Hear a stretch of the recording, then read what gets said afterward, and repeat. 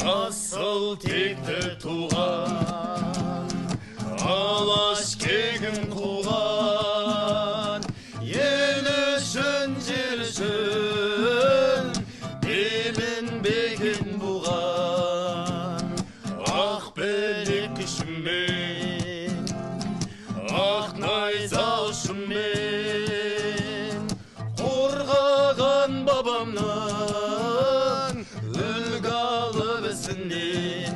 Алға, алға, алға қазақ жігіттері, сенім артқан жансың халық үміттері.